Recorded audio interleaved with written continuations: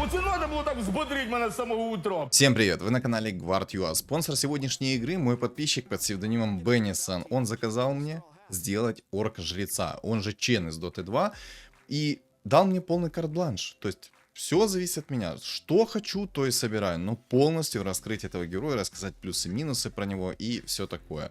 Я играю вместе с Марком, это мой утяжелитель для игр, знаете, чтобы не так слишком легко было, чтобы был тот соперник, которому очень хорошо фартит и все такое. И к этой игре, знаете, я подошел прям капитально. Как видите, Марк мне продал шахматную доску. Вот такая она у меня теперь красивенькая. Так же самое я в новой футболке. Надеюсь, она мне принесет удачу. Я смогу с первого раза реализовать этого Чена. Но на самом деле с первого раза это уже будет некорректно сказано. Почему? Потому что я, наверное, уже попыток 10 потратил для того, чтобы записать этого Чена. Но именно сегодня это моя первая попытка. Поэтому, ребят, присаживайтесь и поудобнее. Всем приятного просмотра, приятного аппетита, приятных снов и хорошего, соответственно, вам дня. Не забудьте поставить свой лайк и подписаться, кто до сих пор на меня не подписан. Также, соответственно, подписываемся на мой телеграм-канал. Ну а кто может стать спонсором, то милости прошу к нашему шалашу. Все ссылки есть в описании под видео и в комментариях под видео. И, ребят, не знаю, есть ли авторские права на эту шахматную доску, я еще не проверял, но если будут авторские права на эту шахматную доску, мне придется какой-либо звук фоном чисто наложить. Старт у меня, конечно, вообще шикарный, вы просто посмотрите, мне БХ пришел, 2 звезды, это только 3-й раунд. Обалдеть. Но мне пока что все нравится, мне еще и резак пришел. Будет круто, если у меня получится здесь играть на винстрике, но если честно, у меня есть такой план. Смотрите, в чем суть всей своей сборки расскажу. Мне нужно взять 10 уровень, я буду играть через импресску, я буду играть через дубликаты. Естественно, Чена я буду реализовывать сначала через дубликатов, а потом его соберу в 3 звезды и просто буду дальше играть через импресску. Объясню почему. Я считаю, это будет самый сильный билд. Можно, конечно, по-разному делать, но я пробовал через 4 бога. Через 6 богов, через жрецов пробовал. Короче, не работает через жрецов, сразу хочу сказать. Работает, наверное, только в том случае, прям, знаете, в каких-то узких играх, в которых вот, ну, прям линейная какая-то игра, и никто не будет собирать инсеков, либо шаманов, потому что в 90% игр я уверен, что соберут инсеков, либо шаманов, и это будет лютая поплава. Ну и плюс есть такой предмет, как наследие духа огня.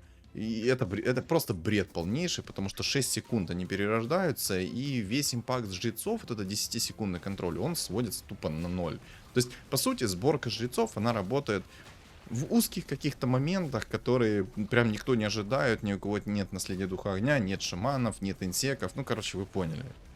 Невозможная игра. Через 6 богов это вроде бы прикольно, но на самом деле полный шлак, потому что если условно у твоего противника Дум либо антимах, он тебя контрит просто под 0. И орк-жрец, он по факту так сильно не спамит. И это бред. Тут, кстати, у меня, если что, сильный стол, поэтому я решаю взять талант на винстрик. Если получится мне сидеть дальше на винстрике, соответственно, я хочу хаотичный договор, прям прекрасно. Но и мне бы хотелось аптечку священника, конечно же. Но если винстрик, соответственно, хаотичный договор. Если не винстрик, ну, блин, будем импровизировать, что делать. Если упадет аптечка священника, то, соответственно, будем сидеть до талого в винстрике, потом активируем аптечку священника и, соответственно, будем играть дальше через лустрик. Соответственно, максимально быстро выходить в 10. В чем суть вообще дубликатов?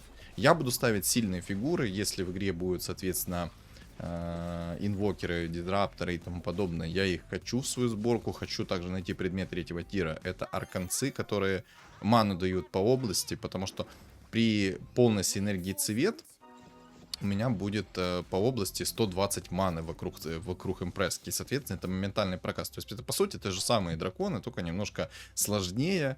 И, соответственно, контрить намного это легче. Ну, об этом мы чуть-чуть позже поговорим. По поводу орка-жреца. Что он делает, как он работает.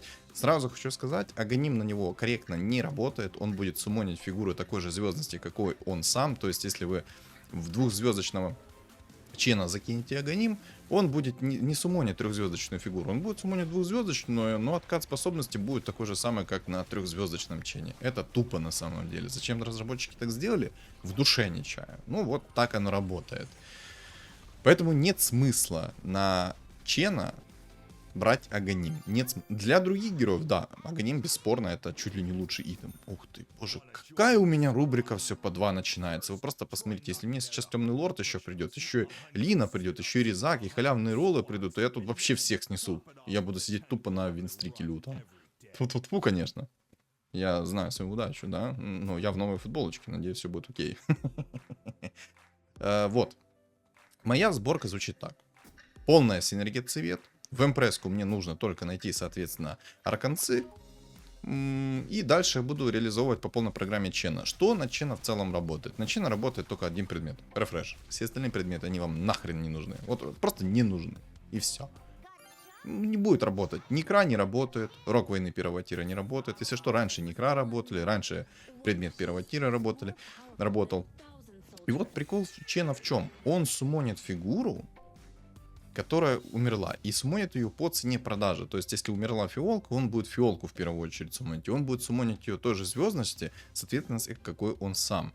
И это лютый спам. Раньше Чен был намного мощнее. Он раньше, когда кого-то суммонил, то есть воскрешал, то он, соответственно, давал ему сразу 100% ману. То есть, условно, у вас был тайт однозвездочный, именно ваш. Он умер, он его пересуммонил, и условно у вас Чен в 3 звезды, да?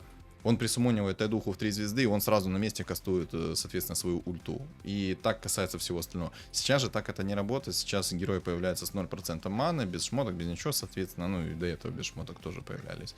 Но сама суть, то что 0% маны будет. Имейте это в виду.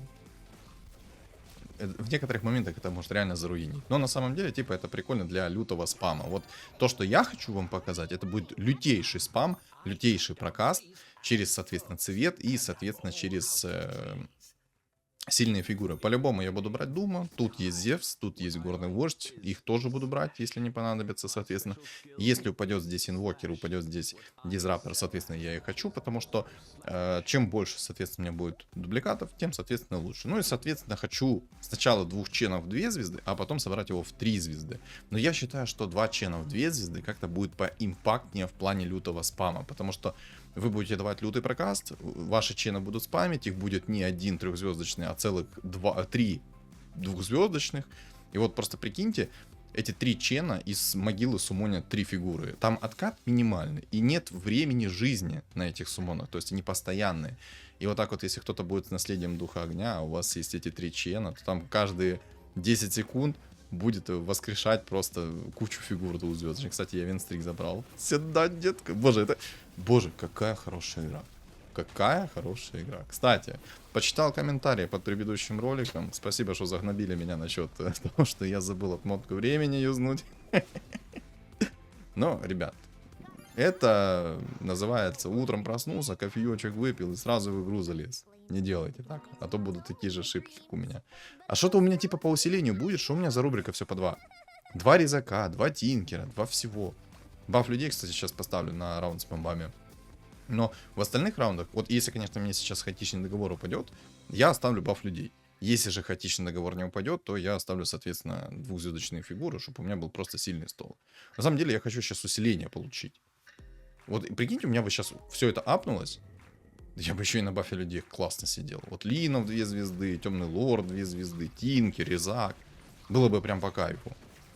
Пожалуйста, дай мне хаотичный договор. Молю тебя, дай мне хаотичный договор. Пожалуйста, пожалуйста.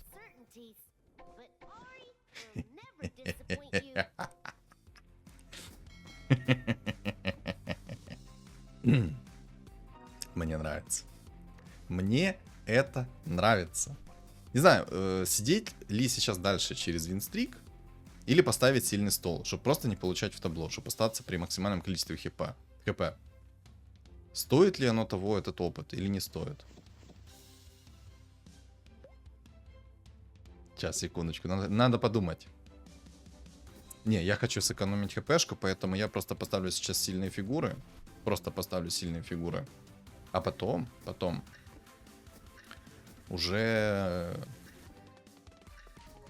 переделаю свою сборку. Я просто не хочу, знаете, получить много... Я хочу как можно больше хп сэкономить. И вот, кстати, под предыдущим роликом меня просили рассказать по поводу изначальных фигур, как лучше играть и тому подобное. Ребят, каждая игра, она уникальная. Нет такого, знаете, что там какие-то начальные фигуры лучше, какие-то хуже и тому подобное. Если вам пришел Тинкер в 2 звезды, то, соответственно, вы его берете, потому что это ультрасильный герой. Мы его просто хотим брать. Он очень сильный. Хускар тоже очень сильный герой. Пришел, берем, ставим, сборочку делаем. И Хускар прям вообще лютая фигура. У него есть урон, у него есть скорость атаки, у него есть своя хп регенерация, плюс еще и магическое сопротивление. То есть герой прям топовый.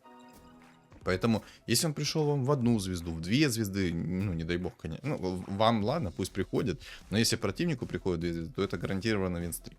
Можно играть через воинов, и, соответственно, если вам пришел Хусик, то можно через него играть. Есть 2 петуха, которых можно поставить и там через прокаст как-то пробовать его делать. То есть, нет такой, знаете, вот прям базы гарантированно, которая будет вам давать хороший винстрик. Если вам пришел ранний баф людей, вот на 3-м раунде вы получили 3 человека, это имба. Оставляйте, хоть даже вы проигрывать будете. Вы получите столько опыта, столько денег сэкономите. Пока там все будут сидеть на экономике и все такое, вы уже 6-й себе апнете. И, соответственно, поставите еще и фигуры сверху. Так при этом еще и сэкономите кучу денег. То есть быстрее всех возьмете 6-й и все такое. Вот. Пришел вам, допустим, Тинкер в 2 звезды, халявный ролл и гоблина, мы, соответственно, это ставим. Это прям топчик. Если упал ранний антимаг, то, ну, это имба просто. Если приходит ранний антимаг, то в 90% случаев он разорвет всех и вся. Вообще без шансов. Тут, кстати, мне сейчас бабка пришла, поэтому я бабку закерил. Я думаю, бабка будет намного серьезнее. То есть вы должны здраво расценивать свой стол и понимать, когда вам сесть на лустрик, а когда сесть на винстрик.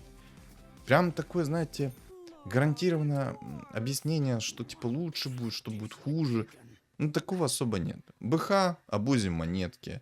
Пришел Тинкер, пришли халявные роллы, ставим. Пришел баф людей, ставим. Ужасный стол, садимся на лустрик, пока не усилимся свой стол. Либо сидите на лустрик и ждете там реликвию аптечки. И по максимуму, соответственно, постепенно усиливайте свой стол, чтобы мобов забирать, потом перестраивайтесь ту сборку, которую хотите. Либо смотрите просто, что вам идет, и играете от этого.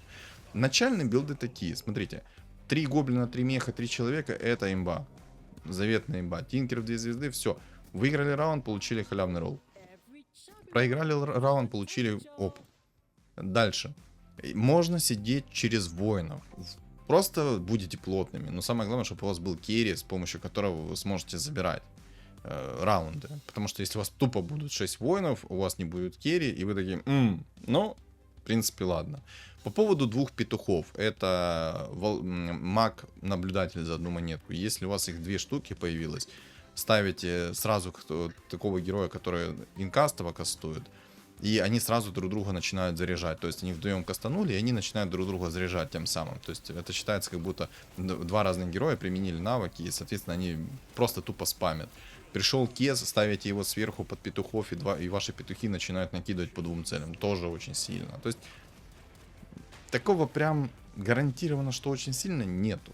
Змейка. Герой очень сильный. Рок войны упал, все, ставите змейку. В 2 звезды пришла, просто наваливаете. Змейка, на самом деле, она прям лютая. Почему? Потому что она замедляет скорость атаки, имеет 80% магического сопротивления, но у нее очень мало хп. Физический урон ее прям разрывает. Если же вам пришел Мишка, то Мишка под Рогом войны тоже отличный герой. Он жирный, он такой, знаете, увесистый, тычка у него хорошая. Звери тоже имба. То есть, если звери идут, вам 6 зверей поставили ранних, тоже разрываете. То есть, куча вариантов, как можно начать. Просто надо смотреть от того, что вам идет. Упал Хусик, берем Хусика. 2 звезды, классно. Есть Эгида тоже, под петухом, под кезом, классно стакается, вот как тут. Потому что Эгида будет по 2 героям накастовать свою способность. Тут, вот, понимаете, нет такого вот прям, чтобы я вот четко рассказал, какие герои топ, какие не топ. Ну, как... Я надеюсь, суть я вам как бы рассказал.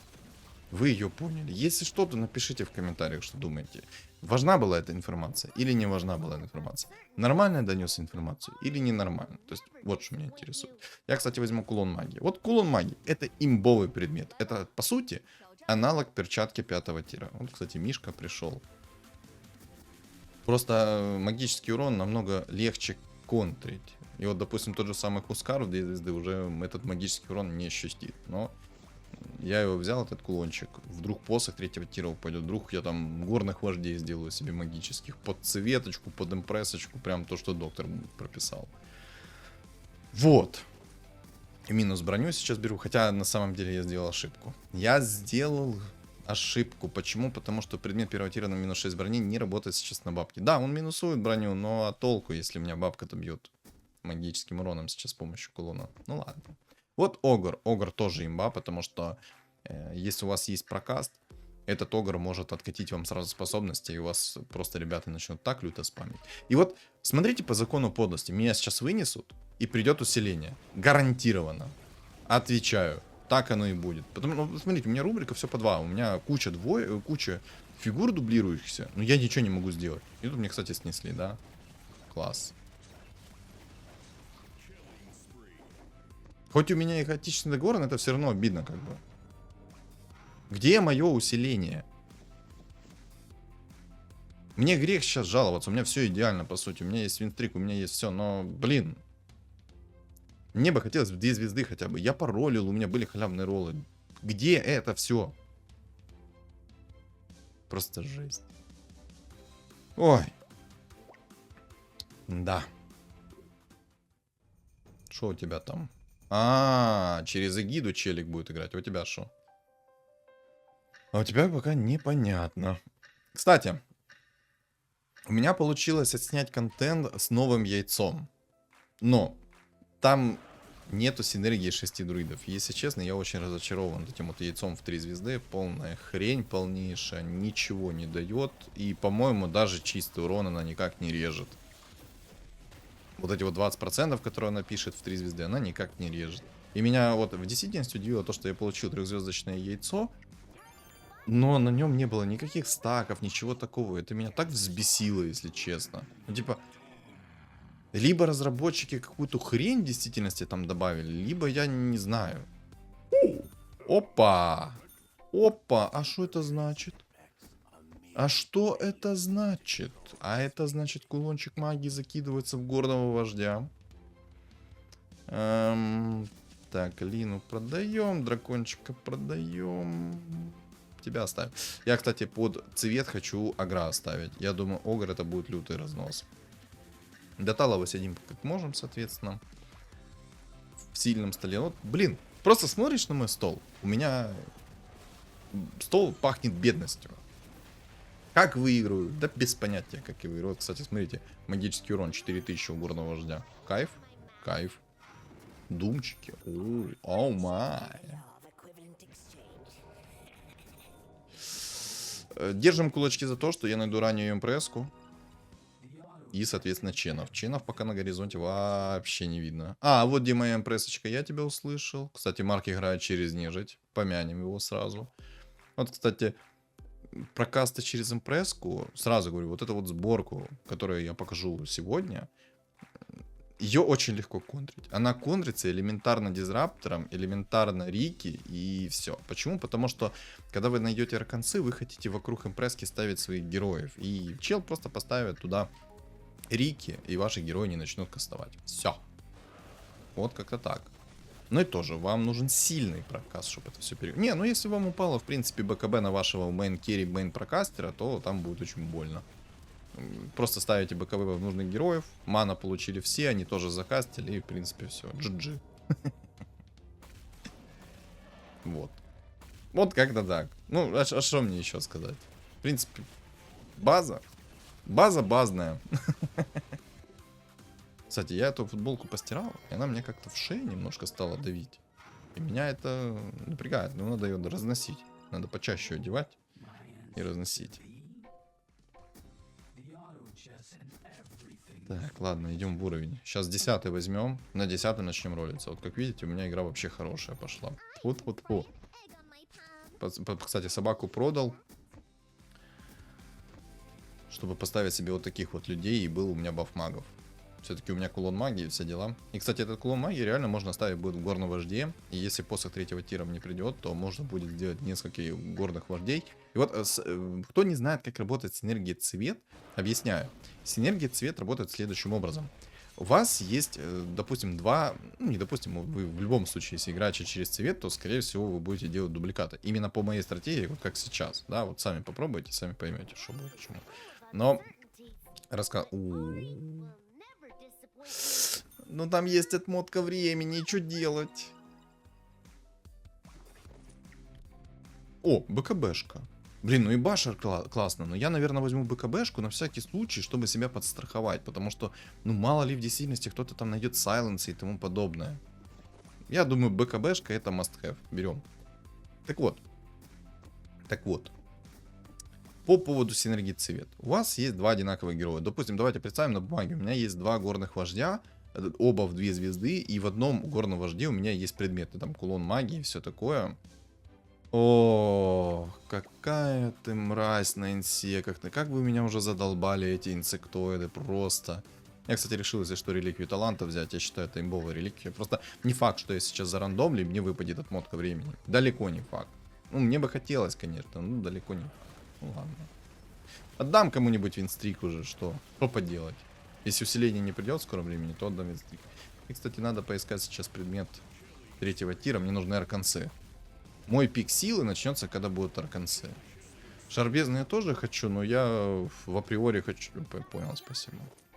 В априори я хочу найти себе арканцы. Без арканцов будет туго. Будет очень туго. Пожалуйста, давай, чтоб я вот не плакал, и мне просто придут как надо нужные фигуры. Договорились? Чен есть, импрессочку мне, пожалуйста, давай на базу. Мне так ДК хорошо еще спамится. Ой-ой-ой, дизраптор. Марку пришел дизраптор. Я тоже хочу дизраптора.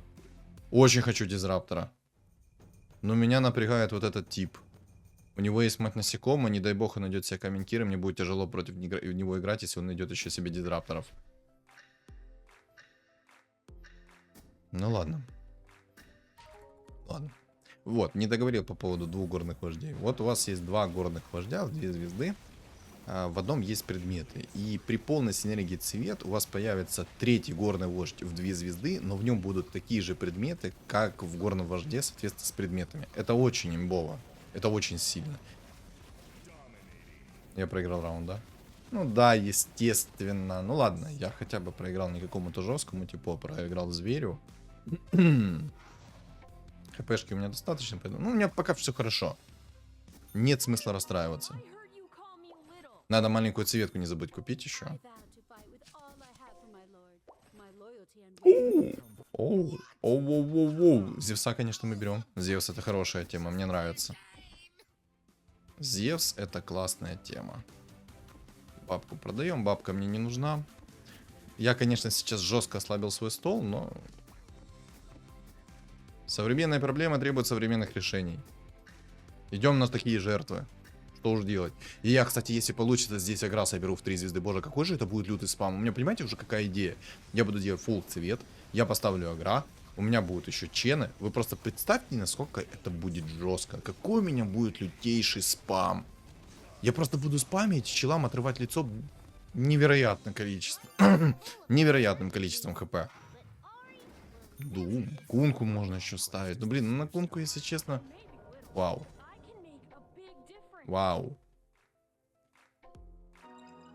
Апнуть, не апнуть его. Апнуть, не апнуть.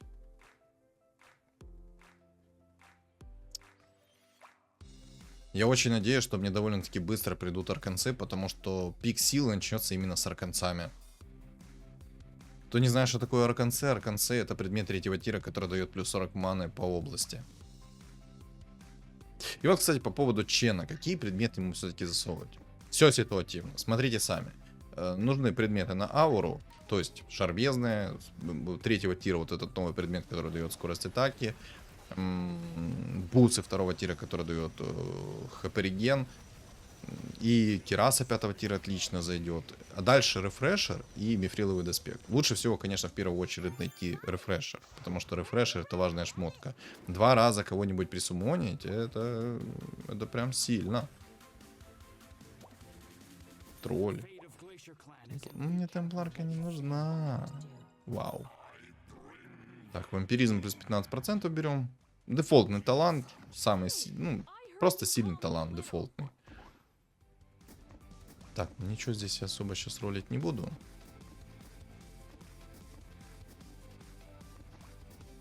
Тебя продам, Тинкера. Я думаю, Тинкер мне не особо-то и нужен. И берсерка сделаю. Мне кажется, это норм будет. Короче, на словах прям так объяснить свою сборку.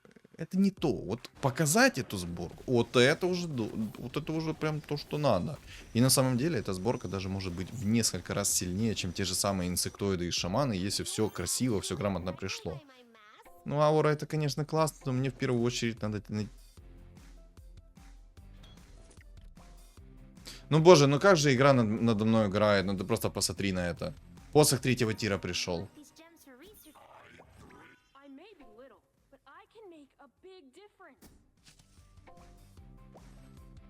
Свен. Ну, МПСочка, приди, пожалуйста. Чены идут, ой-ой-ой. Берсерки, кстати, классно будут смотреться под дубликату. Ну, просто берсерк, видите, он не кастует. Не знаю, мне хочется взять этот посох 3-го тира, но и одновременно мне хочется все-таки паролить и найти арканцы. Ладно, ищем арканцы. Ёп твою медь.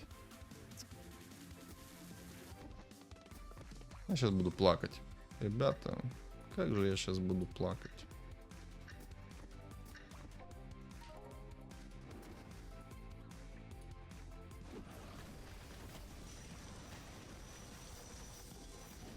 Да. Так вот, в чем еще сила такой сборки? Вот, смотрите, я думов по-любому беру. Дум это вообще... О, типочек вылетел, хорошо. Что мы делаем? Мы вот это вот скипаем. Арканцы, отлично, спасибо. Вот это вот то, что доктор прописал. Так вот, у меня будут думы. 2 штуки в 2 звезды. Которых будет 3. И они сразу с 0 секунды будут кастовать свою способность. То есть это будет 3 дума. А если я еще и призму закину... Короче, ну это прям будет разрыв. Вот у меня 2 чена уже 2 звезды есть. А импресски нет. Бесит. Минус броню, ну я типа закидываю сейчас просто так. Я вообще хочу... Я думаю...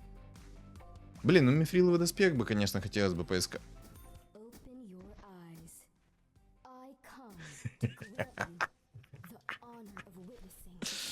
Ой, ребяточки. Так, мистер... Ой-ой-ой, ой-ой-ой-ой-ой. Вот это сейчас будет жестко. Смотрите, что сейчас будет происходить.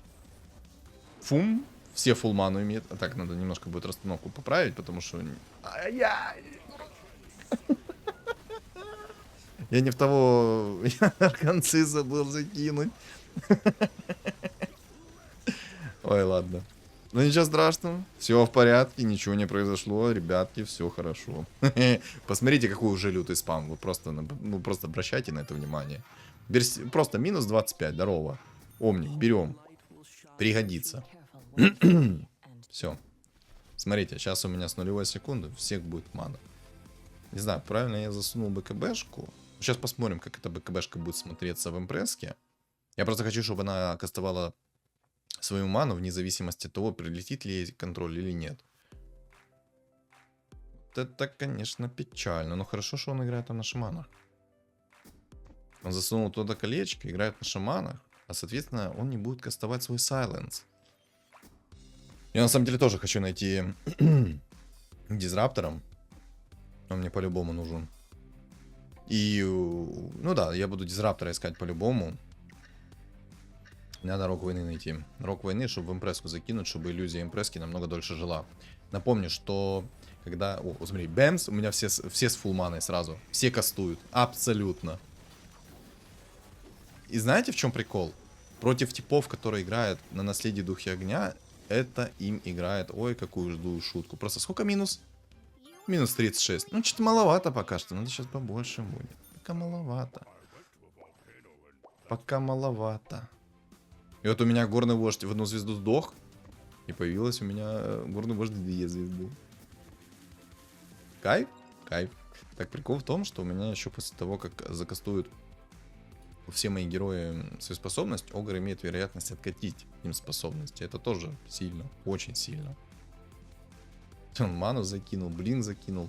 Так вот, по поводу Рога Войны не рассказал насчет импрески. Я уже 1000 раз говорил, но 1000 раз первый повторю то, что Рог Войны на импреску это лютая имба, потому что у вас импреска, иллюзия импрески, которую суммонит она, свой дубликат, со всеми предметами и тому подобное, будет жить на 100% дольше и иметь больше скорости атаки на 100%. Это имба. Это очень лютая имба. Так, это чел на зверях пришел. Ай, ты козел, мне горный вождь заруинил только что. Ай-яй-яй. Боже, какая ты руина. Короче, кто вдруг не понял, что только что произошло, объясняю. Только что горный вождь сбил перевоплощение этого дизраптора. И я тем самым сделал так, что мой противник кастанул свой сайленс с дизраптора. И это печально.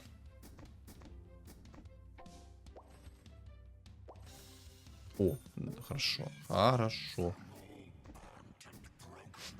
Это очень хорошо. Сейчас у меня, кстати, мне надо будет Агоним найти по-любому, чтобы Агоним засунуть в дизраптора, потому что у меня дизраптор будет 0,8 секунды кастовать. И это огромная область по сайленсу. Огромнейшая область. Но мне нужно еще рефрешер найти будет. Я даже не знаю, что в первую очередь искать. Рефрешер или Агоним? Я думаю, Агоним. Где и рефрешер имба? О. Ладно, я беру Мамору. Пока в Мамору не буду... Я хочу Чена найти и засунуть Чена. Дай Чена. Рожь! Все, теперь только приди, пожалуйста, в 2 звезды. Так, что оставить? Дизрапторов или Зевсов? Что лучше будет? Пу-пу-пу.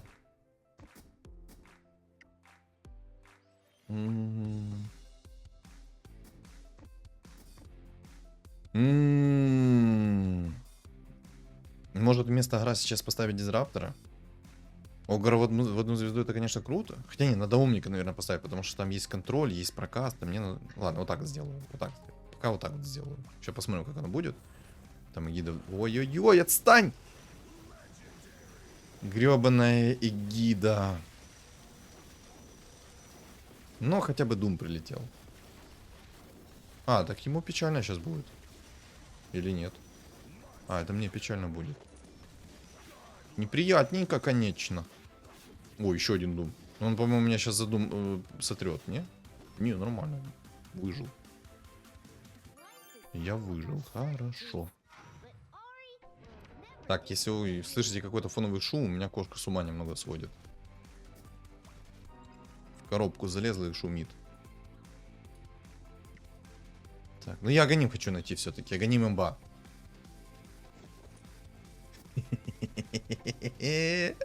Мне с первого раза Агоним пришел. Вот это я понимаю, царский подгон. Хорошо. Я даже Агоним закинул Зевса. Я думаю, что это будет намного лучше. У меня тогда Зевс будет прям жестко кастовать. Много урона будет прилетать. И, соответственно, больше урона будет по вражескому шахматисту прилетать. Напомню, что Зевс, он, если выживает, и вы выигрываете раунд, то он наносит по шахматисту процентажный урон от его количества хп у шахматиста. По-моему, ему Торбакс, да. Ой, Марк, прости, пожалуйста. По-моему, Марк вылетел. Наследие Духа Огня играет с ним злую шутку. Просто смотрите, что сейчас будет. Бэмс. Смотрите, сколько урона сейчас прилетит ему. Минус 54. Здорово. Минус 54. И Чен пришел. Хорош. Ай, красота, конечно. И кому мне... Ну, тебя медальон закину. Чена делаем в 3 звезды. Ставим 2 импрески. У меня, кстати, будет еще одна импреска появляться с арканцами и с предметами. Ладно, не ставим. Ладно, не ставим. По-моему, сейчас игра уже закончится. Если я сейчас приду им двоим, то я думаю, игра закончится. Надо бы рефрешер поискать, конечно. Но я пока спешить не буду. Мне медальончики эти нужны. Они все-таки как-никак дают магическое сопротивление. Блин, не так, по-моему, умника поставил. Ладно.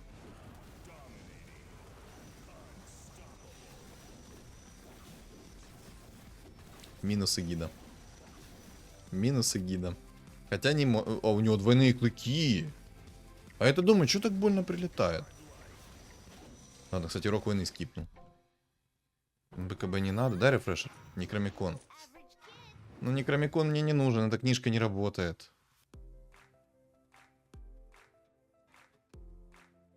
Ладно, скипаем. О, рефрешер. Вот это что-то будет спам. Тупо спам 3-звездочных фигур. Здорово. Я думаю, сейчас игра закончится. Может полностью сролится? Поехали. О, дизраптор 2 звезды, хорошо. Минерчик, хорошо. Омник, отлично. Импресска мне не нужна. Мне импресски 2 звезды достаточно с головой. Так, расстановка норм, расстановка норм. Агоним, наверное, пусть... Кого? Ну, Агоним пока пусть дизраптора будет. Короче, вот как это работает. И эту сборку можно как угодно делать. Как угодно. Я, кстати, если что, БКБшку закинул в дизраптор, чтобы никакой стан не прилетел, и Сайленс мог закастить. Он, кстати, тоже закастил Сайленс. Падла. Так, импресска 3-звездочная появилась. Здорово. Омник 3-звездочный появился. Здорово. Ну, ему мало, наверное, сейчас прилетит. Оп, Ханчик 3-звездочный. Да, ему мало прилетит. Минус 41. Ну, марку больше прилетит. Короче, вот такая вот сборка, ребят. И сама суть в том, что эту сборку можно усиливать, как вы хотите. Вот я поставил Дума. Можно было... Вот, прикиньте, одно мгновение представьте. У меня было бы 2 Дума, 1 Чен. У меня было бы 2 Зевса, у меня было бы 2 Дизраптора. И всякое такое. Плюс можно снять ограничения на уровне, сделать себе 11, 12, еще докидывать дубликат. Это ж прям люто будет. Вот у меня было бы сейчас еще один дизраптор 2 звезды, это же был бы вообще разнос. Разнос без шансов каких-либо. Ну, короче, как-то так. Вот такая вот карточка получилась. Так, Беннисон, я жду фидбэк насчет этой карточки, засчитываем или не засчитываем. Но я думаю, я Чена раскрыл по максимуму и показал вам ее.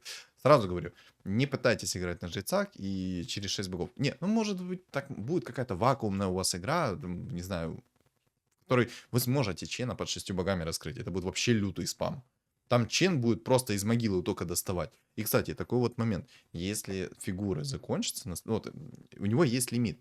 Если вражеская фигура умерла, он ее суммонит. Ваша умерла, суммонит. Но если все живы остаются, то он никого суммонить не будет. Только надо, чтобы одна фигура умерла, он ее засуммонит. И то, если еще никто больше не умер после этого, и у него будет фулмана и откатится способность, он не присуммонит, пока кто-то не умрет из них. То есть он суммонит ограниченное количество. Тут, думаю, понятно, да? Ну, так вот, прикольный билд получился. Зачастую это даже жестче, чем инсеки может быть. Так что, ребят, попробуйте. Уверен, вам понравится. В общем, футболка счастливая. Новая шахматная доска классная. Опробовал все. Что думаете по поводу этой игры, напишите в комментариях. Не забудьте поставить свой лайк и подписаться на меня. Кто не подписан до сих пор, соответственно, тот плохой человек. Пора подписаться, лайк поставить, коммент оставить, на телеграм подписаться. Ну и, соответственно, все ссылки закреплены в описании под видео, в комментариях под видео. И на экране появится QR-код. Всем спасибо за просмотр и всем удачи.